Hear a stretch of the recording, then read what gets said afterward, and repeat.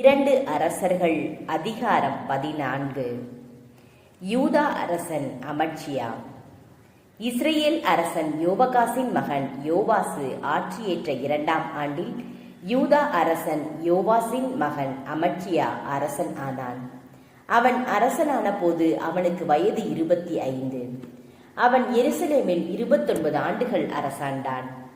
எருசலேமை சார்ந்த யோவாதீன் என்பவளே அவன் தாய். அவன் ஆண்டவர் திருமுன் நேர்மையுடன் நடந்தான். ஆயினும் தன் மூதாதையான தாவீதை போல் அவன் செய்யவில்லை. அனைத்திலும் தன் தந்தை யோவாசு செய்தபடியெல்லாம் செய்து வந்தான். தொழுகை மேடுகளை அவன் அழிக்கவில்லை. மக்கள் அம்மேடுகளில் பலியிட்டும் தூபம் காட்டியும் வந்தனர். ஆட்சி தன் கைக்கு வந்து உறுதியானவுடன் அரசனாகிய தன் தந்தையை கொலை செய்த அலுவலரை கொன்று போட்டான். ஆயினும் கொலைக்காரர்களின் பிள்ளைகளை அவன் கொல்லவில்லை.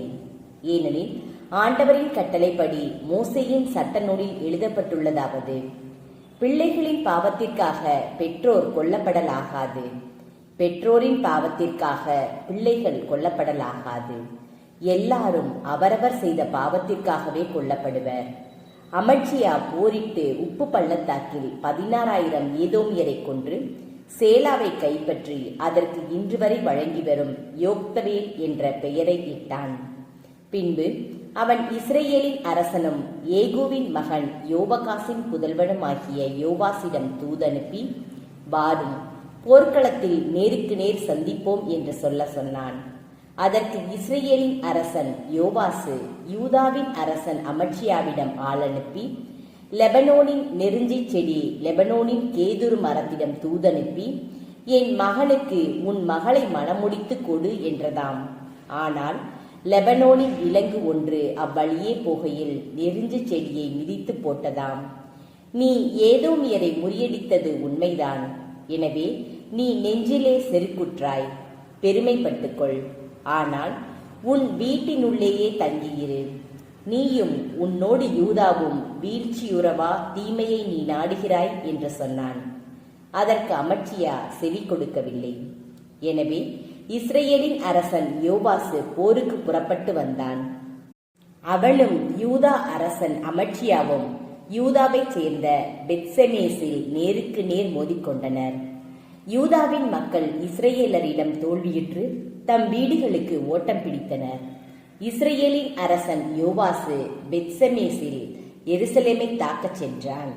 அவன் எருசலேமின் மதிச்சுவரில் எப்ராயிம் வாயில் முதல் மூளை வாயில் வரை 400 முழ நீளம் இடித்து தள்ளினான்.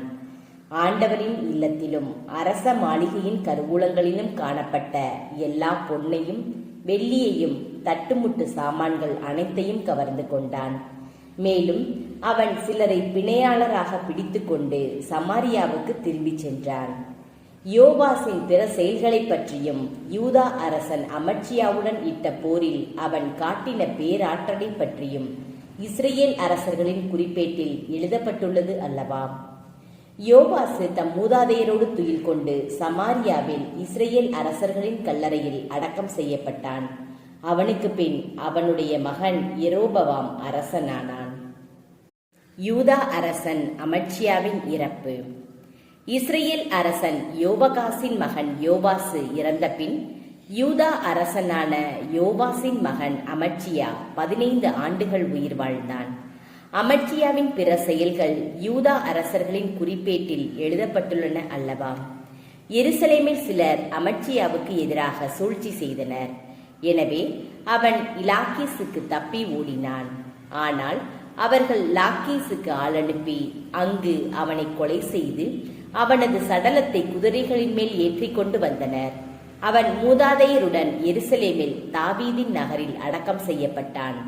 பின்னர் யூதா மக்கள் எல்லாரும் 16 வயதினராய் இருந்த அசரியாவை தேர்ந்தெடுத்து அவனை அவன் தந்தை அமட்சியாவுக்கு பதிலாக அரசனாக்கினர். அமட்சியா தன் மூதாதையரோடு துயில் கொண்ட பின் அவன் ஏலத்து நகரை மீண்டும் உருவாக்கி யூதாவுடன் இணைத்து கொண்டான். இஸ்ரேல் அரசன் 2ஆம் யெரொபெயாம். யூதா அரசனும் யோவாசின் மகனுமான அமட்சியா ஆட்சியேற்ற 15ஆம் ஆண்டில் இஸ்ரேல் அரசனும் யோவாசின் மகனுமான எரோபவாம் சமாரியாவில் அரசனானான். அவன் 41 ஆண்டுகள் ஆட்சி செய்தான். அவன் ஆண்டவரின் பார்வையில் தீயதெனப்பட்டதை செய்தான். அவன் இஸ்ரேலை பாவத்திற்கு உள்ளாக்கிய நெபாற்றின் மகன் எரோபவாமின் பாவ வழியை விட்டு அகலவில்லை.